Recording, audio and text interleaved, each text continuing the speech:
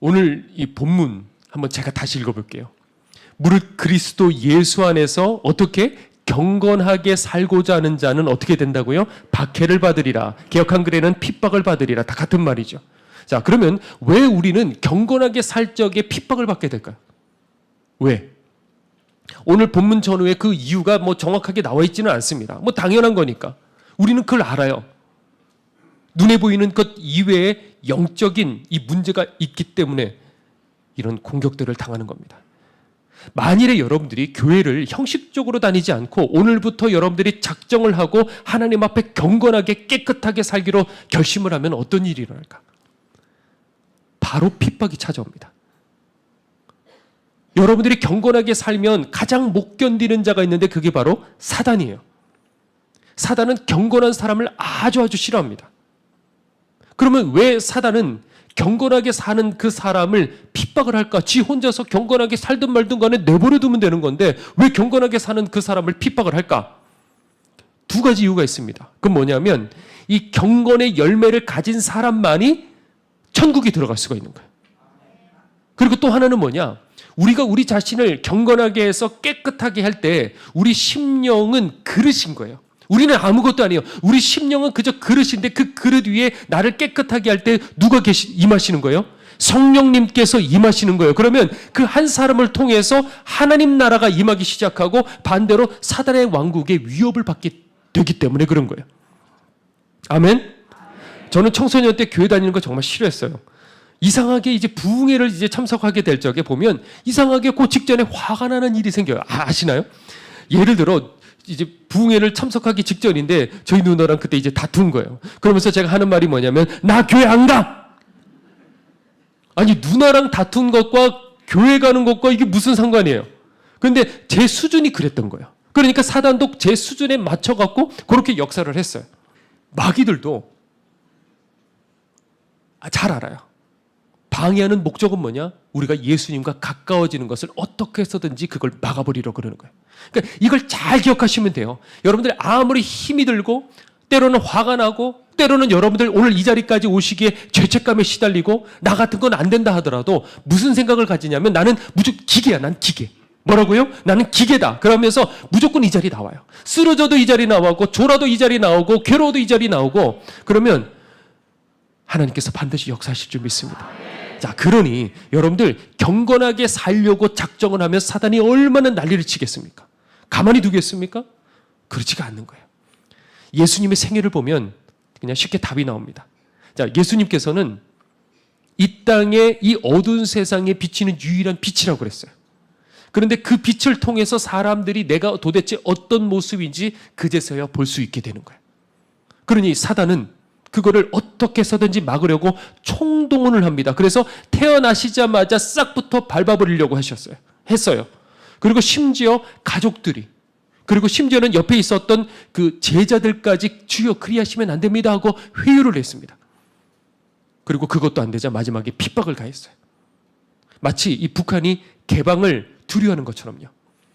이 주민들이 북한 주민들이 외부의 이 세계를 알면 결국에 북한 정권이 무너질 것이라는 것을 너무나도 잘 알아요. 그래서 길을 쓰고 눈도 막고 코도 막고 귀도 막아버리는 거예요. 이런 일이 있었대요. 북한에 이 10대 아이들이 몰래 이 한국 드라마나 영화를 유포를 하다가 걸렸어요. 그래서 그 자리에서 처형당했대요. 공개 처형.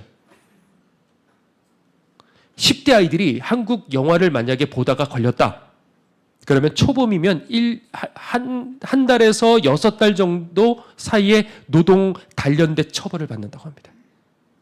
그리고 재범인 경우는 노동 교화소로 가서 5년간 수감이 된다고 그래요. 그거 한번 봤는데. 그리고 그걸 유포하다가 적발되면 미성년자라 하더라도 그 자리에서 즉결 사형에 처합니다. 자, 이런 얘기들 들으면 얼마나 안타까워요. 자, 그런데 우리는 영적으로 그것보다 더 기가 막힌 상황에 지금 놓여 있는 거예요. 그런데 이걸 가지고 자존심 상해하는 사람이 없어요. 이걸 가지고 분노하고 답답하고 눈물을 흘리면서 하나님 우리 어떻게 된 겁니까? 우는 사람이 없어요. 왜 그런지 아십니까? 외부 세계와 단절된 그 북한 사람이 그 지옥 같은 현실 속에서 그걸 순응하면서 살아가는 거예요. 그런 것처럼 우리도 이 현실 속에서 순응하며 그냥 살아가는 거예요. 몇몇 사람들이 말씀을 듣고 잠깐 이거 눈을 떠보지만은 또다시 사단의 거센 저항과 핍박 속에 회유 속에 부딪혀갖고 또 금세 주저앉아버리고 눈을 감아버리는 거예요. 말씀 전하는 지금도 사단의 역사가 일어나요. 지금. 그리고서는 아무런 힘도 없이 세상 사람과 구별됨도 없이 그저 먹고 사는데 치중하다가 그렇게 살다가 죽는 거예요. 더 이상 사단의 세계에 아무런 위협이 되지 못하도록 그렇게 살다 죽는 거예요. 그만큼 경건이라는 것이 우리들에게 중요해요. 오늘 본문 앞에 보면 디모데후서 3장 5절에 이런 말씀이 있습니다. 경건의 모양은 있으나 경건의 능력은 부인하니 이 같은 자들에게서 내가 돌아서라. 자, 경건에 뭐가 있다고요? 모양은 있으나 경건에 뭐가 없다고요? 능력이 없다는 거예요. 이게 어떤 얘기냐면 대충 이런 얘기예요. 말세 때 많은 사람들이 신앙생활 한다고 하지만 경건의 모양만 가지고 있는 사람들이 많은데 이 사람들은 다 가짜들이다. 이 사람들은 다 버려질 사람들이기 때문에 디모데야 너는 그런 사람들과 관계 맺지 마. 가까이 하지 마. 이게 지금 바울이 디모데에게 가르치는 장면이에요. 자, 그러면 우리 이걸 알아야겠죠. 이 경건의 모양은 뭘까? 혹시 우리가 경건의 모양만 갖고 있는 건 아닐까? 이 경건이라는 거는 우리가 배웠어요. 자신의 세 속에 물들지 않는 것, 자신을 지켜서 세 속에 물들지 않는 것, 그리고 항상 기도에 힘쓰는 것, 입조심하는 것, 고아와 과부 같은 어려운 사람들 돕는 것, 이런 것들. 이거는 경건 자체기보다는 경건의 삶이에요. 그러면 이 경건이라는 말은 도대체 무슨 의미냐면 헬라어로 어떤 말이냐면 유세베이야. 뭐라고요? 유세베이야라는 뜻이에요. 이런 단어입니다. 자, 여기서 유라는 것은 좋은, 좋다라는 의미고 세베이야는 어떤 뜻이냐면 두려움이라는 뜻이에요. 그러니까 합쳐서 무슨 말이냐? 유세베이야, 경건이라는 것은 좋은 두려움, 바람직한 두려움 이런 뜻이에요. 자, 그러면 누구에 대한 두려움일까요? 그렇죠. 하나님께 대한 두려움이죠. 자, 그러면 좋은 두려움이란 뭘까 도대체? 이 경건. 그러니까 좋은 두려움과 나쁜 두려움이 있다는 건데 우리는 이 차이를 구분할 줄 알아야 돼요. 이걸 머리로 이해했다는 게 아니라 좋은 두려움과 나쁜 두려움을 우리가 체득해서 알 수 있어야 되는 거예요. 분별할 줄 알아야 돼요. 여기서 나쁜 두려움은 뭐냐면 하나님을 모르는 종의 영을 가진 사람들의 두려움이에요. 그러니까 하나님이라고 부르고 신앙생활도 하는 것처럼 보이고 그런데 율법 아래서 종교생활을 하는 사람들. 하나님을 무서워하기만 하는 거예요. 지옥을 무서워하기만 해요. 근데 그게 전부예요. 이스라엘 백성들이 모세에게 이렇게 말을 하죠. 출애굽기 20장 19절에 이렇게 되어 있습니다. 모세에게 이르되 당신이 우리에게 말씀하소서 우리가 들으리이다. 하나님이 우리에게 말씀하시지 말게 하소서 우리가 죽을까 하나이다. 누가 무서웠어요? 하나님 무서웠던 거예요. 하나님 앞에 가까이 가지 못했어요. 자, 모세도 하나님 두려웠어요? 안 두려웠어요? 두려우기는 마찬가지였지만 이스라엘 백성들이 가지고 있었던 그 무서움과 모세의 두려움은 달랐던 거예요. 자, 그러면 좋은 두려움은 뭐냐? 그건 뭐냐면 하나님을 인격적으로 만나고 하나님을 임재를 체험한 사람만이 알 수 있는 두려움이에요. 이것도 여러분들에게 어쩌면 이론으로 들릴 수 있는 분들도 계실 거예요. 이거는 제가 아무리 말을 해도 그걸로 이해되는 게 아니고 전 이해가 안 되더라고요. 이게 무슨 말인지. 내가 직접 하나님을 경험할 때, 내가 직접 주님을 인격적으로 만나게 될 때 그 두려움이 뭔지를 알게 돼요. 그걸 말로 표현하자면 하나님의 임재를 내가 경험을 했다. 그랬을 적에 정말 이 공간을 뒤덮는 공간 안에 꽉 찬 하나님의 임재가 경험이 돼요. 그 앞에 저는 벌레만 또 못해요. 그 거룩하신 앞에 두려움을 느끼는 거예요, 제가. 그런데 동시에 어떤 게 밀려오냐면 감당할 수 없는 세상에서 한 번도 경험해보지 못한 그 사랑이 동시에 밀려오는 거예요. 그러니까 한편으로는 두려워요. 그런데 한편으로는 사랑이 밀려와요. 그 경외감. 하나님을 경외하는 그 경외감. 이게 바로 좋은 두려움, 경건이라는 거예요. 자, 그러면 여기까지 얘기했으니까 그러면 경건의 모양은 뭘까? 세례도 받아요. 성찬도 받았습니다. 주일날 성경책 들고 교회도 잘 다닙니다. 술, 담배 하지도 않습니다. 다 좋은 거 맞아요. 자, 그런데 모양만 가지고 있습니다. 왜냐하면 정작 내 속에는 하나님이 의식되지 않아요. 그래서 하나님 두려워하지 않습니다. 하나님 두려워하지 않고서도요 얼마든지 신앙생활 잘할 수 있어요. 사람들 보기에. 그러니까 이 사람은 근데 대신 이중적인 삶을 살죠. 왜? 사람 앞에서 하는 거니까. 사람 앞에서 내가 잘 갇혀 있는데 이게 지금 하나님 앞에서 내가 하는 건지 사람 앞에서 하는지 본인도 몰라요. 근데 언제 할 수 있느냐? 아무도 없을 때, 혼자 있을 적에. 앞에서는 막 뜨겁게 찬양을 해도 뒤에서는 버젓이 은밀한 죄를요, 서슴없이 저지르는 거예요. 왜? 하나님 지금 나 보고 계신다는 생각이 없는 거예요. 그게 안 믿어지는 거예요. 머리로 아는 것과 다르다니까요. 안 믿어지니까 그 일을 저지르는 거예요. 우리가 착하면 얼마나 착하겠습니까? 우리가 깨끗하면 얼마나 깨끗하겠습니까? 하나님 의식되는 이 두려움이 우리들에게 계속 없으면요, 그럴싸하게 사람들은 포장하는 경건의 모양만 가지게 되는 거예요. 어느 순간에 여러분들 하나님을 두려워하는 마음 잃어버리지 않았습니까? 이게 우리 경건의 핵심인 거예요. 경건 생활에, 경건의 삶에 하나님 앞에 열매 맺는 그 삶의 핵심은 뭐냐? 하나님 두려워하는 그 삶. 초대교회의 힘은 그런 두려움에서 시작됐어요. 사도행전 2장에 보면 이 사람들이 예배 드리려고 이제 모였어요. 그런데 모였는데 뭐라고 돼 있냐면 사람들마다 두려워하더라 이렇게 돼 있습니다. 이게 정말 키포인트예요. 사람들마다 두려워하더라. 왜? 하나님의 임재가 경험되어지는 거예요. 이게 여러분들, 이게 우리가 상상할 수 없는 훨씬 더 하나님은 우리들에게 다가오시길 원하셔요. 그래서 그냥 이게 몇몇 사람들이 체험하는 이런 정도가 아니고 초대교회처럼 지금도 얼마든지 하나님은 기꺼이 우리들에게 오시길 원하셔요. 그래서 예배뿐만이 아니라 길을 걸어가도 뭘 하더라도 내가 혼자가 아니네. 이걸 막 떠벌리면서 막 나는 이런 사람의 이런 게 아니고 그것과 상관없이 주님이 나를 보시네. 이런 임재하심이 우리들에게 있어야 된다는 것이죠. 바로 거기에서부터 경건은 시작이 되는 거예요. 이 경건의 능력이 바로 이런 거죠. 방금 말한 것처럼 말 그대로 하나님의 임재로 인한 그 두려움을 느끼는 거예요. 어디 있든지 내가 무슨 일을 하든지 아무도 보지 않는 그 길 그 속에서도 하나님이 나를 보고 계시는구나 하는 그거.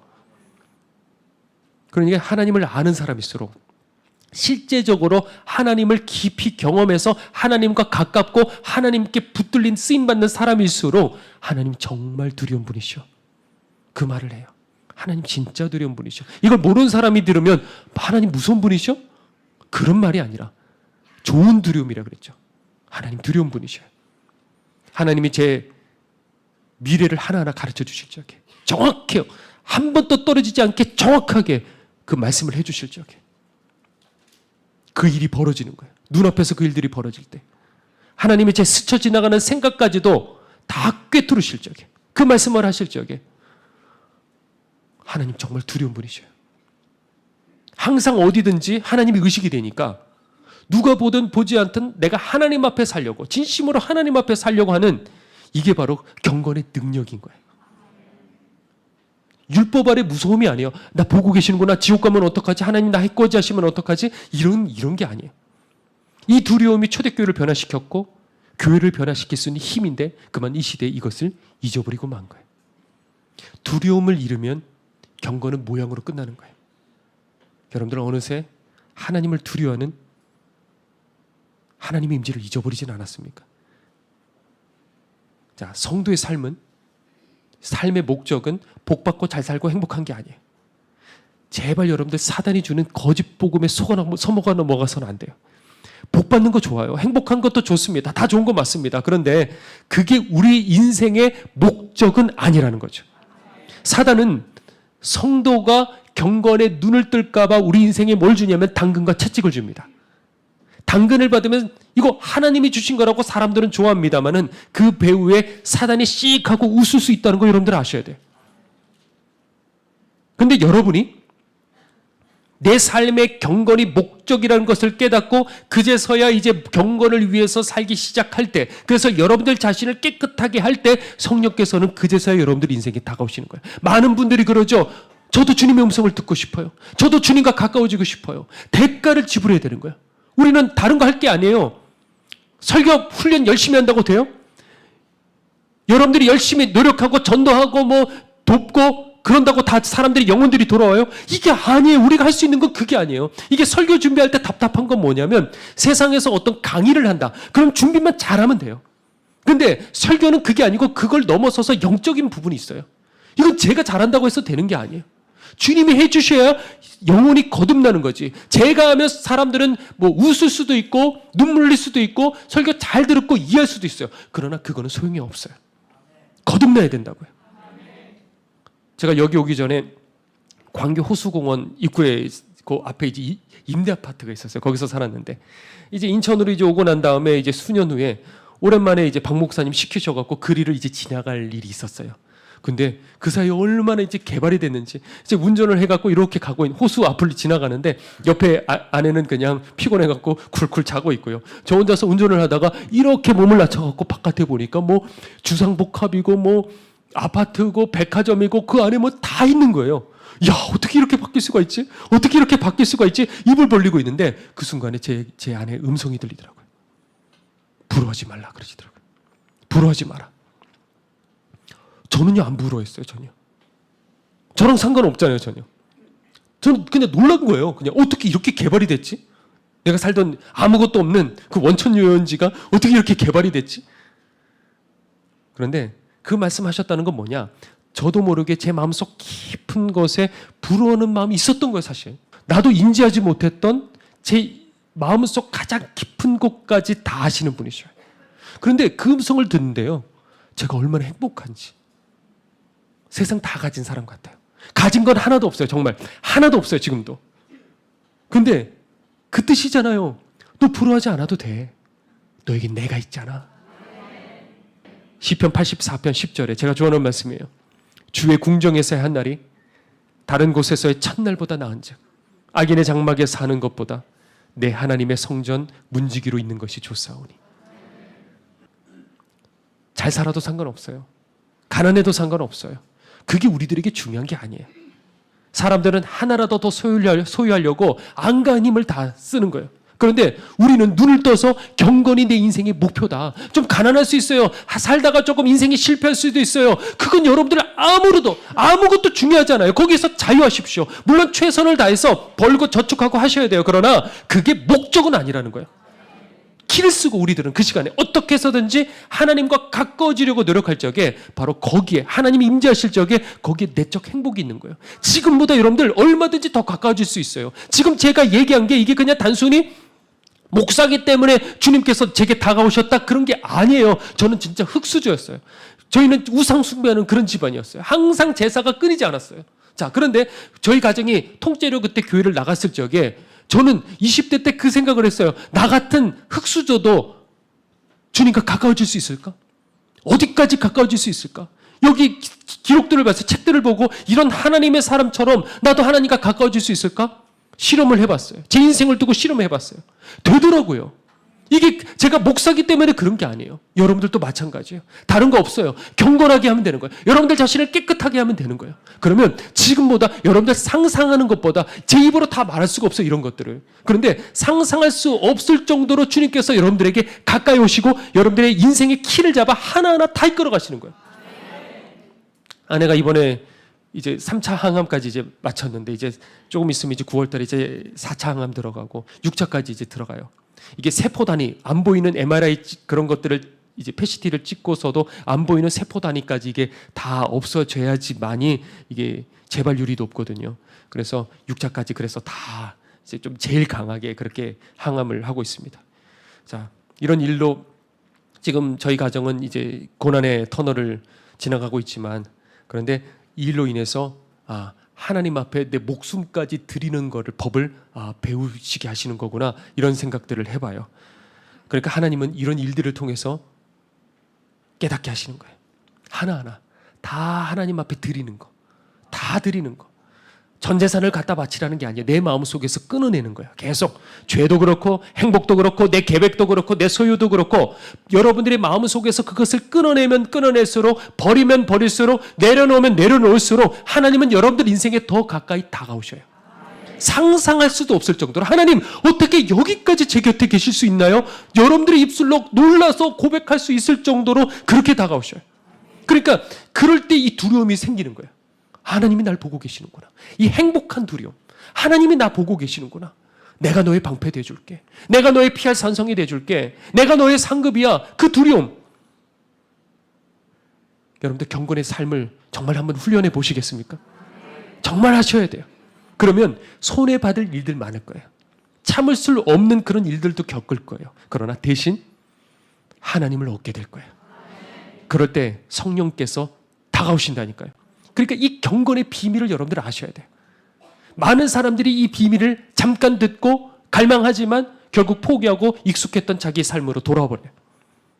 그러나 대가를 지불해야 돼요. 우리 자신은 아무것도 아니라니까요. 내가 뭔가 됐다는 그 교만이 깨져야 돼요.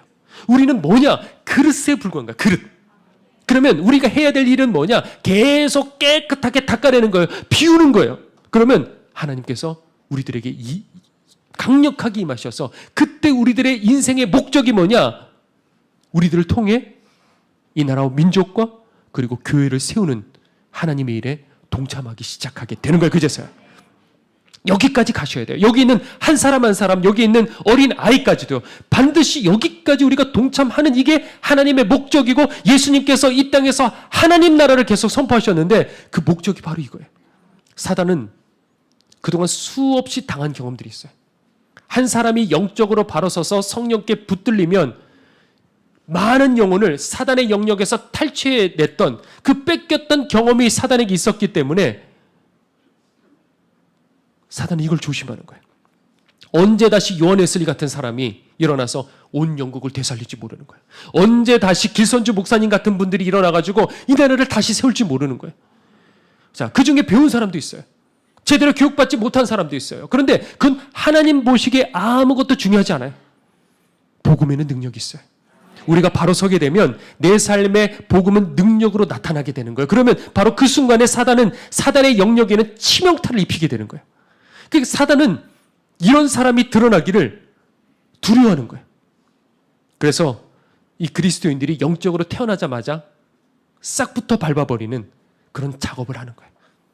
혹여나 예수님 믿고 구원받는 사람이 생겨도 그 이상으로 일을 하지 못하도록 미리 후원을 막아버려요. 그저 자기가 구원받은 걸로 만족하고 살아가게 만들어요.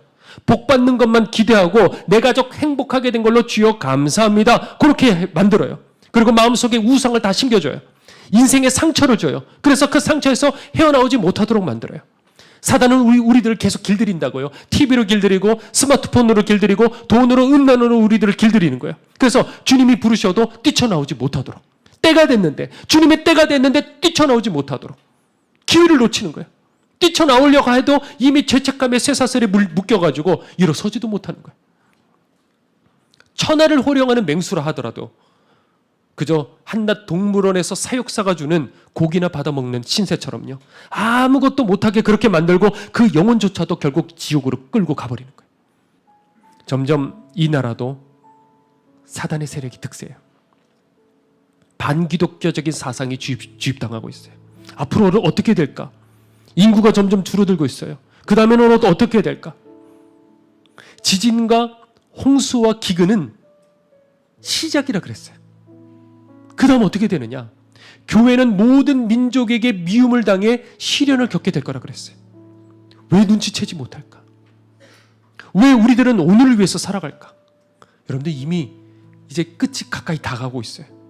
점점 은총의 빗장이 닫혀가고 있는데 닫히는 문틈 사이에서 내 몸을 집어넣으려는 사람이 없어요. 여기에 달려붙어갖고 울며 불면서 제발 우리 좀 살려달라고 가슴 치는 사람들이 없어요. 새가족 등록할 때 보면요, 근처에 계시는 분들도 계시지만 절반 이상이 타지에 계시는 분이에요. 적어도 우리 길등교회는 그렇습니다. 근데 왜 거기서부터 오실까? 왜 저 먼 곳에서 오실까? 저 많은 시간들을 허비하면 이 주일이 다 시간이 지나갈 텐데 어떻게 그렇게 오실까? 단 하나예요. 다 그 새가족들이 얘기하신 건 뭐냐면 구원에 목말라서 왔습니다. 그러셔요. 저는 이 목마름 위에 하나님의 불이 떨어지기를 소망해요.